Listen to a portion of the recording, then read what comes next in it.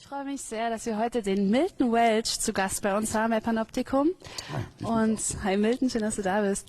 Sag mal, es gibt gerade einen richtig geilen neuen Trailer von dir, wo du im neuen Film zu sehen bist. Wollen wir den mal sehen? Gerne, unbedingt.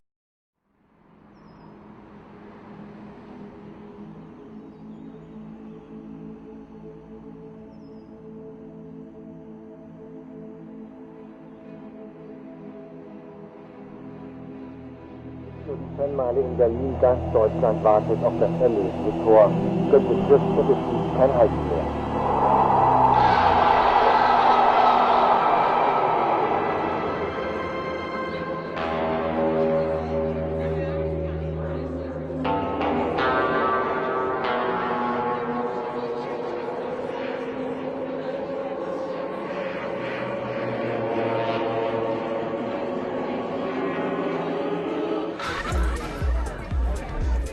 Du schaffst es. Du schaffst es.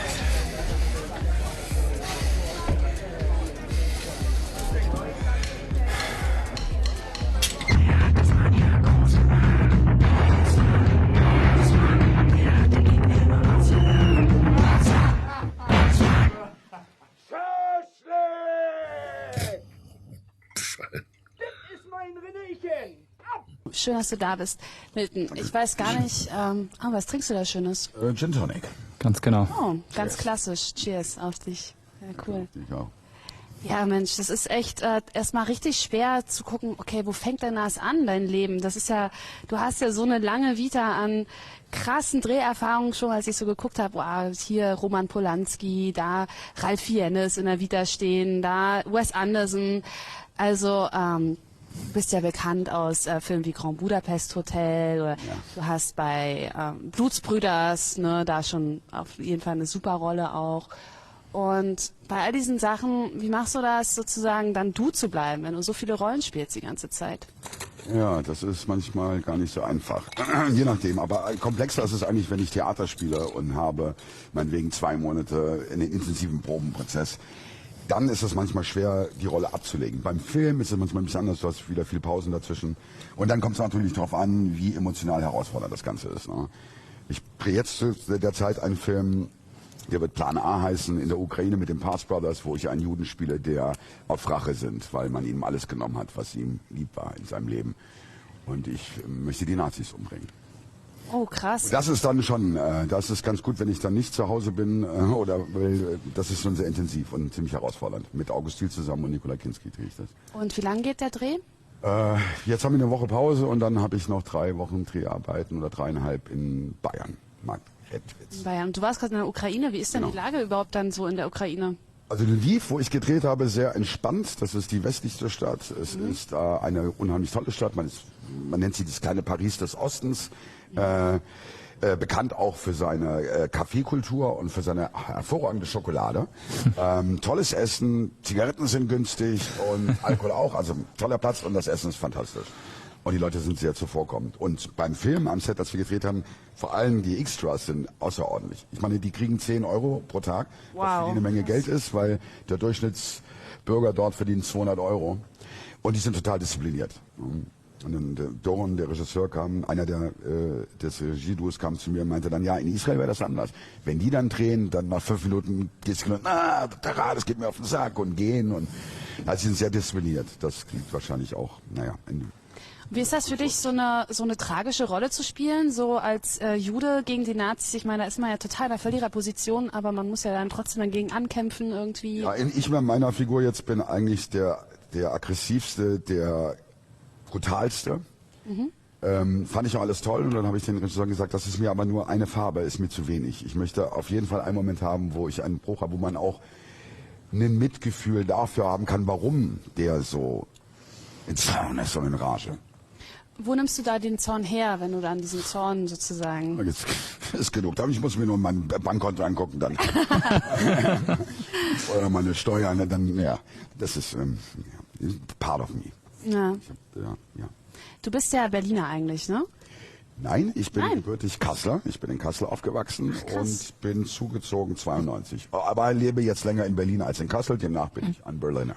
Okay, ein Berliner, wie du es schon ausgesprochen hast. Man sieht auch total, dass du so einen amerikanischen Kontext irgendwie hast in deiner ganzen Biografie. Du hast in den USA viel gedreht. Ja.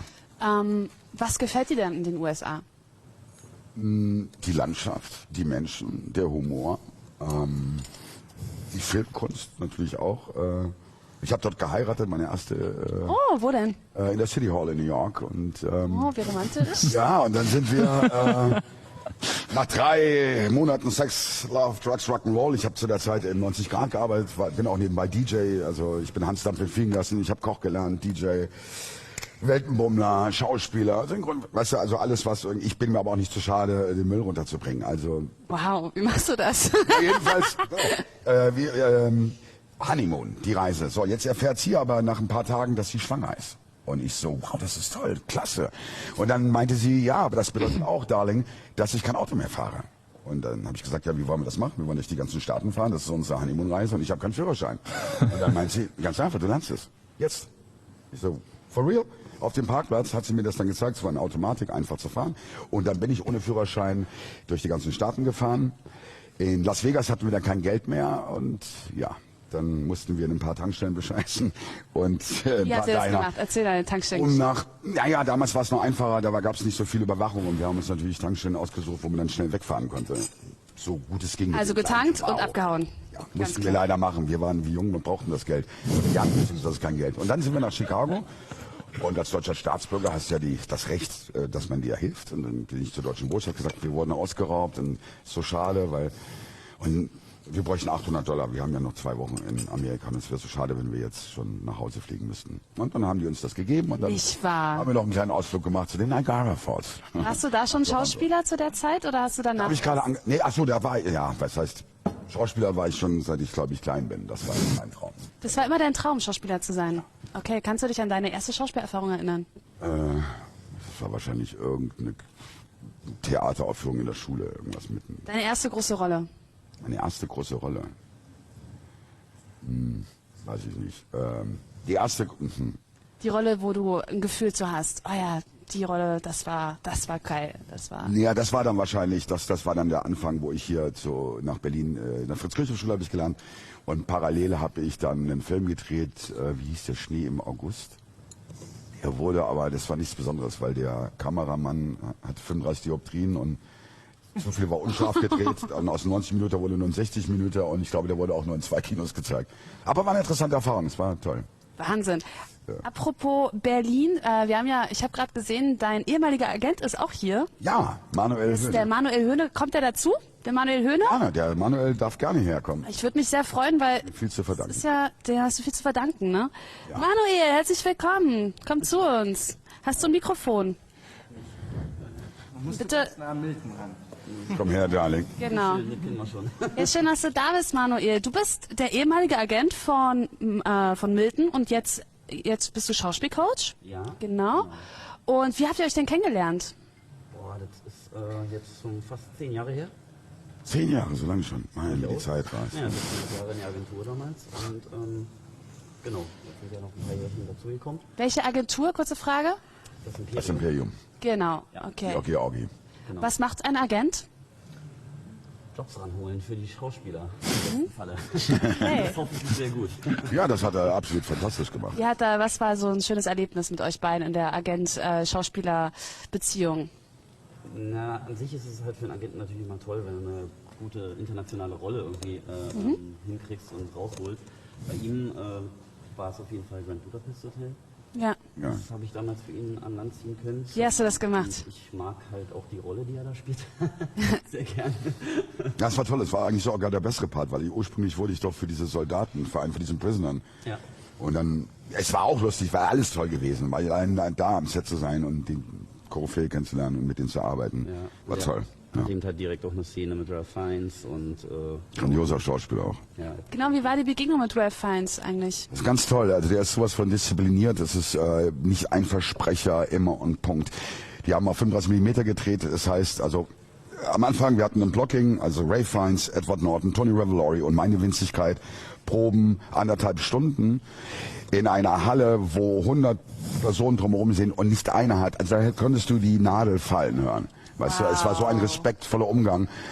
Und dann haben wir ausprobiert, was kann ich machen? Ist das okay, wenn ich dich hier so packe? Weil es war auch sehr physical, ne?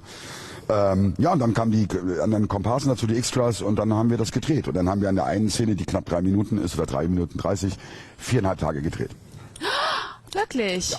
Und wie war das, diese eine Szene 4,5 Tage zu drehen? Erzähl. Ja, das war bizarr, weil einigen, die drehen auf 35 Millimeter, und das weiß mein lieber Kollege Andreas Marschall ja, glaube ich, besser, der dann auch noch kommt. Ein super Regisseur, mit dem ich German Angst auch gedreht habe. Weiß nicht, wie lang sind die Rollen? 8 Minuten? So ungefähr 8 Minuten. Also sagt Wes, wenn du am Ende bist der Szene, everybody, start from the beginning. Start from the beginning. Und wir haben es over and over and over getan. Und manchmal dann sagt er, okay, Milton, very good. Do it 15 times, like that. And then we try 5 different. Wow. Ich hatte jetzt nicht super viel Text, aber das war also, ist okay. Dann kommt man irgendwann in den Zustand, weil man gar nicht mehr weiß, was das Wort überhaupt bedeutet. Weißt du? Oh, na klar, wenn man so viel oft wiederholt und wiederholt. Und hast du das miterlebt, diesen Prozess, den Milton da durchgemacht hat, wenn er bei den Dreharbeiten war? Ich war als Agent nicht wirklich oft irgendwie vor Ort bei den Dreharbeiten.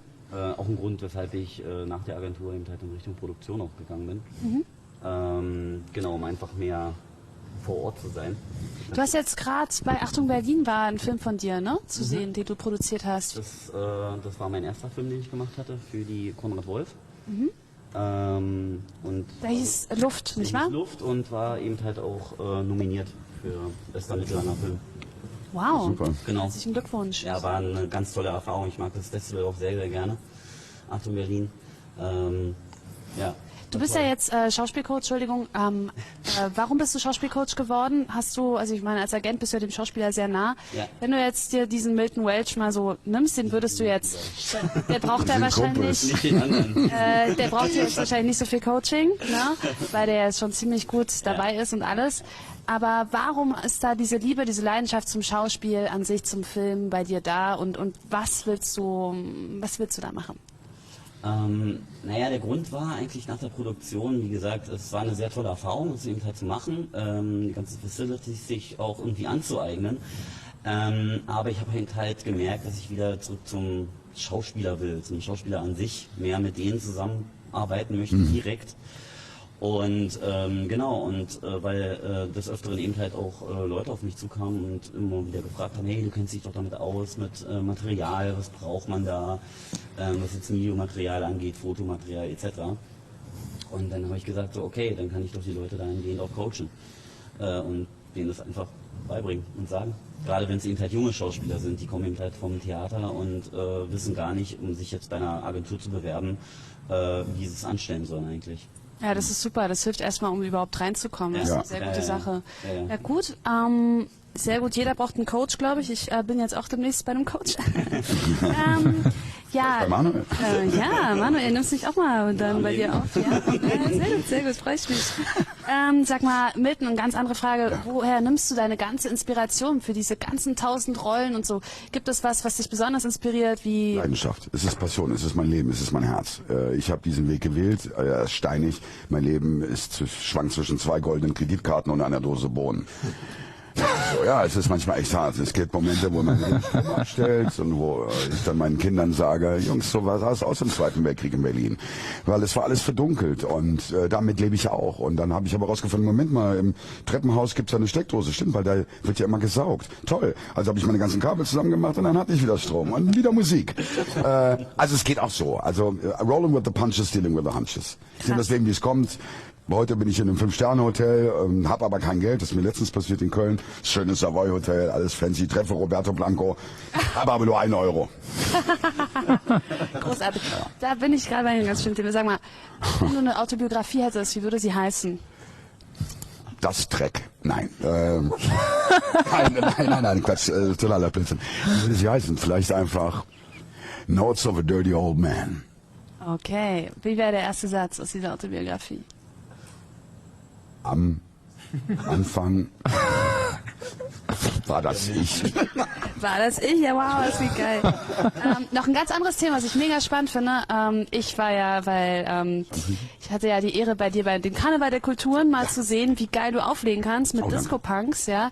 Ich meine, du hast ja echt eine ganze DJ-Karriere gemacht, ja. In Berlin, auf der ganzen Welt. Wie kommt die Liebe zur Musik?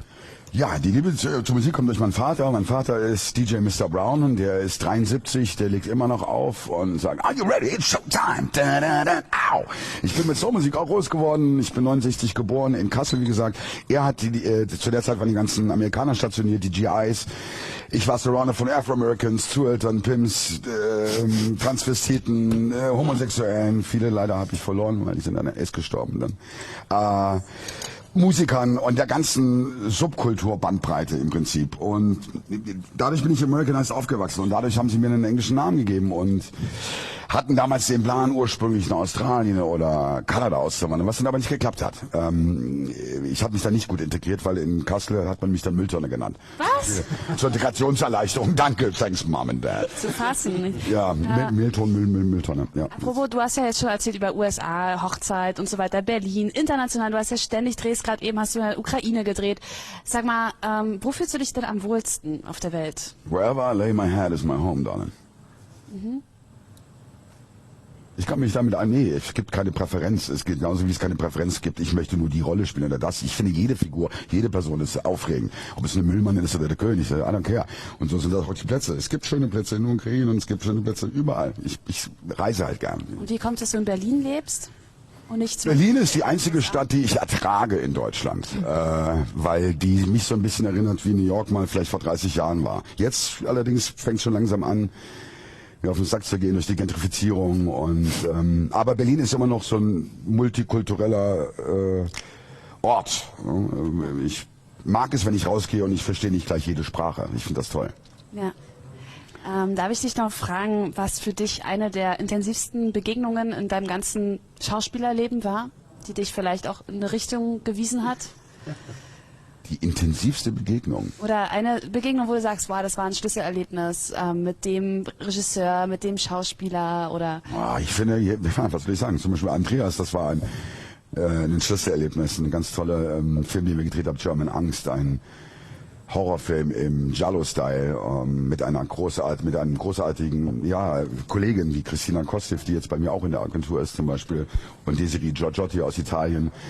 Und was wir da geleistet haben innerhalb von, ich weiß nicht, wie viele Tage hatten wir, 11, das war schon erstaunlich und sehr intensiv, wenn man dann vom Regisseur hört, ja, jetzt stell dir vor, hier kommt ein Stachel durch deinen Anus und kommt wieder raus und du sitzt da nackt, morgens um 6 total durchgeguckt nach 16 Stunden Dreharbeiten.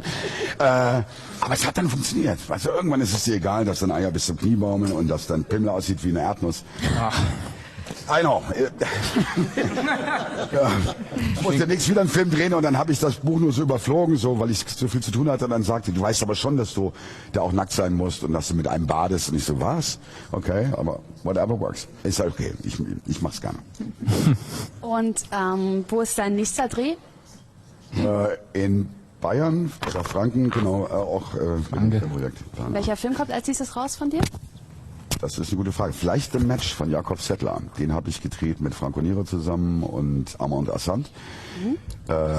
Auch eine tragische Geschichte über ein Fußballspiel zwischen ungarischen KZ-Häftlingen und der deutschen Herrenrasse, die die Häftlinge so ein bisschen aufgepäppelt haben. Die waren natürlich schon sehr durchgehungert, abgemagert und waren in keiner guten Kondition. Also hat man ihnen ein bisschen mehr Essen gegeben, hat die Strommante etwas erweitert, dass sie nicht ganz so gebrechlich erscheinen auf dem Bolzplatz. Du scheinst ja mega viel mit dem Zweiten Weltkrieg umzugehen. Ja, gerade ja. Und davor ist Neonazi gespielt. Ich habe keine Ahnung, was das mir sagen will. Aber ja, es ist ja auch eine Geschichte, die wir niemals aufhören sollten, immer wieder ins Bewusstsein zu rufen. Und das, was gerade hier in Deutschland passiert, ist erschreckend. Ich lande gerade in Wien und in Halle versucht jemand die ganze jüdische Gemeinde auszurotten. Das darf nicht passieren. Und siehst du da auch eine Aufgabe für dich als Künstler irgendwie? absolut. Und zwar von jedem Zivilcourage zu zeigen und wenn man sich nicht selbst in Gefahr bringt, zumindest Polizei zu rufen. Aber das darf nicht mehr passieren. Und da wünsche ich mir mehr Widerstand auch in der Bevölkerung. Und es kann nicht sein, dass dieser rechte Gedankengut weiter verbreitet wird von zum Beispiel der AfD und die CDU dann darüber nachdenkt, vielleicht doch mit ihnen zu kooperieren. Und, I don't know. Aber sag mal, wie ist denn das dann? Ich meine, kannst du dann dahinter stehen, wenn du einen krassen Obernazi spielst? Das muss doch echt hart sein, wenn du da total linksorientiert bist und dann spielst du da so einen Obernazi, der Juden abknallt. Ja, das habe ich da im Moment. Da habe ich nicht gespielt. Ganz so deutsch ist meine Fresse ja dann doch nicht. Das spielt in der Neuzeit und ich war lediglich ein Musikproduzent für so ein Hardcore-Rock-Label, wo halt auch natürlich viele Nazi-Bands vorkommen. Ich war nicht so ganz der Nazi, schon ein bisschen so rechts, ja, aber gut, ja. Ja, danke schön erstmal. Danke euch. Vielen Dank. Thema Halle übrigens. Danke, Mel. Wir werden nachher noch ein Lied hören. Und sehr interessant euch, aber ich muss euch leider unterbrechen, denn wir haben einen neuen Gast. Erstmal danke. Ja, danke auch. Danke, ciao. Vielen Dank. Ciao. Danke, ciao. Viel Spaß. Vielen Dank. Und vielen Dank, Manuel Höhne. Danke, Manu. Bleib da.